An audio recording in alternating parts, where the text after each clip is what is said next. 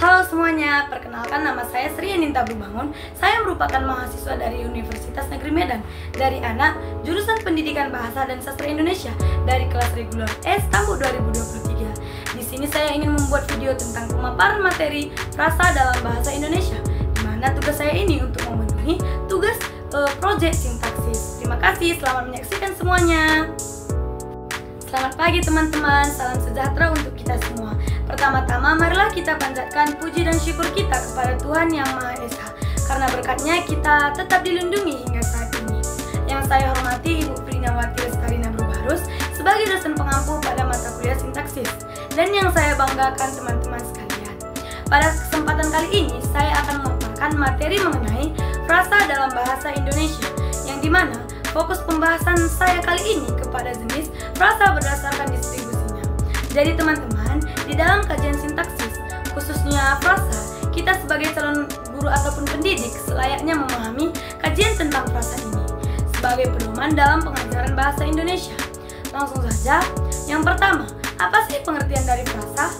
Jadi menurut Krida Laksana pada tahun 2008 pada bukunya halaman 59, dia menyatakan bahwa frasa adalah gabungan dua kata atau lebih yang sifatnya tidak predikatif.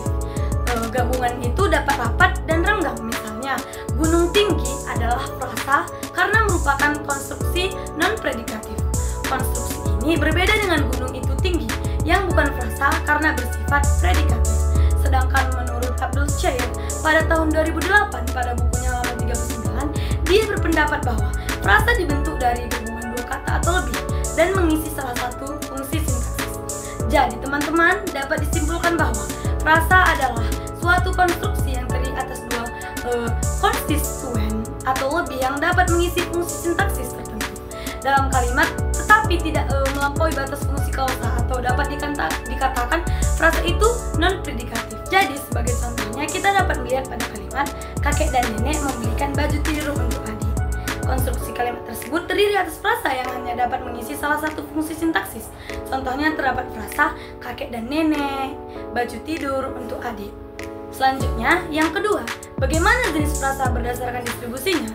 Jadi, berdasarkan distribusinya, frasa dapat dibedakan menjadi dua, yaitu endosentris dan eksosentris. Langsung saja kita bahas yang pertama, frasa endosentris. Sebuah frasa dikatakan endosentris apabila satuan konstruksi frasa itu berdistribusi ataupun berfungsi sama dengan salah satu konstituen pembentuknya. Jadi, frasa endosentris dapat dibedakan menjadi tiga golongan, yaitu frasa koordinatif, frasa atributif, dan frasa apositif. Langsung saja yang pertama itu frasa endosentris koordinatif. Frasa ini terdiri atas unsur-unsur yang setara yang dapat ditentukan oleh kemungkinannya. Unsur-unsur ini dapat dihubungkan dengan konjungsi dan ataupun atau. Contohnya kita dapat melihat pada frasa suami istri, di mana pada frasa tersebut merupakan dua kata yang dapat dihubungkan dengan konjungsi dan ataupun atau. Contoh penggunaannya itu, contohnya pada kalimat suami pergi ke kantor, istri pergi ke kantor, setara ataupun sama halnya dengan suami istri pergi ke kantor. Jadi frasa endosentris ini merupakan frasa yang memiliki potensi untuk dihubungkannya dengan konjungsi koordinatif seperti dan ataupun atau, baik maupun. Yang kedua itu frasa endosentris atributif, di mana frasa endosentris atributif ini terdiri atas unsur-unsur yang tidak setara, di mana salah satunya merupakan unsur pusat dan yang lain merupakan atribut. Oleh karena itu, unsur-unsur yang tidak dapat dihubungkan dengan konjungsi dan ataupun atau. Jadi contohnya, kita dapat melihat dari frasa guru bahasa Indonesia, di mana guru merupakan unsur pusat dan bahasa Indonesia sebagai atribut.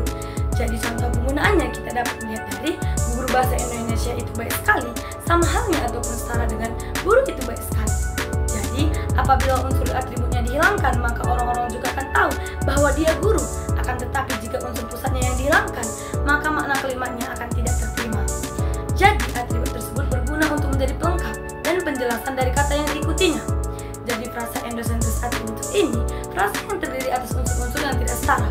Oleh karena itu, frasa ini tidak dapat ataupun tidak mungkin dihubungkan dengan konjungsi dan ataupun maupun dan lain-lain. Yang ketiga itu frasa endosentris apositif, di mana frasa endosentris apositif ini terdiri atas unsur-unsur yang salah satunya merupakan unsur pusat dan yang lainnya merupakan aposisi. Jadi contohnya kita dapat melihat pada frasa Jogja kota pelajar, di mana Jogja merupakan unsur pusat dan kota Blazar merupakan aposisi. Contoh penggunaannya kita dapat melihat Jogja terkenal dengan keramat tamahannya. Sama halnya ataupun setara dengan kota Blazar terkenal dengan keramat tamahannya.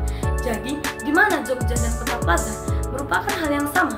Jadi pada endosentris apositif ini kita dapat menyimpulkan bahwa frasa ini merupakan unsur yang berfungsi sebagai keterangan, tetapi keterangan itu dapat menggantikan kedudukan unsur yang diterangkannya. Oke teman-teman, apakah kalian sudah mengerti tentang frasa endosentris? Dimana sekarang kita akan membahas frasa yang kedua, yaitu frasa eksosentris. Dimana frasa eksosentris tidak berdistribusi sama dengan salah satu konstituen pembentuknya.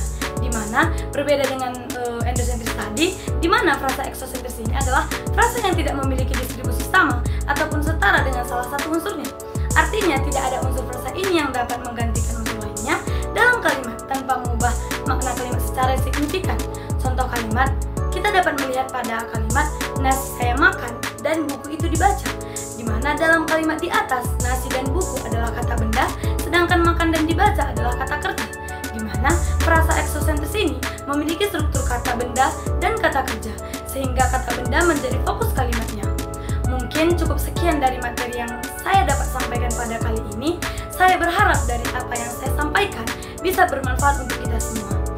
Bila ada kekurangan ataupun tutur kata ataupun tindakan yang saya lakukan, saya meminta maaf karena kesempurnaan hanyalah milik Tuhan semata.